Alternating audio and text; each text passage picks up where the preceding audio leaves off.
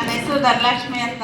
ಇಷ್ಟೊತ್ತು ತುಂಬ ಚೆನ್ನಾಗಿ ಎಲ್ಲ ಎಜುಕೇಷನ್ ಇರೋರು, ಗೌರ್ಮೆಂಟ್ ಎಂಪ್ಲಾಯಿ ತುಂಬ ಚೆನ್ನಾಗಿ ಮಾತಾಡಿದ್ರು. ನಂದು ಕೇಳಿದ್ರೆ ಎಜುಕೇಷನ್ ಇಲ್ಲ. ಇಲ್ಲಿ ಯಾರು ಒಬ್ರು ನಂಬರ್ ಕೊಟ್ಟರು ನನಗೆ ಫೀಡ್ ಮಾಡ್ಕೊಳಕ್ಕೆ ಬರಲ್ಲ.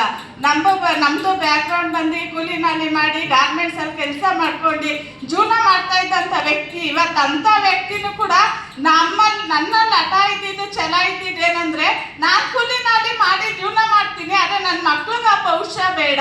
ಈ ಬಡತನ ಅನ್ನೋದು ಬೇರೆ ಸಮೇತ ಕಿತ್ತಾಕಿ ಸುಟ್ಟಾಕ್ಬೇಕು ಅನ್ನೋ ಒಂದು ಹಠಾಚಲ ಇತ್ತು. ಆ ಒಂದು ಹಠಾಚಲಕ್ಕೆ ನನಗೆ ಈ ಒಂದು ಅವಕಾಶ ಸಿಕ್ತು.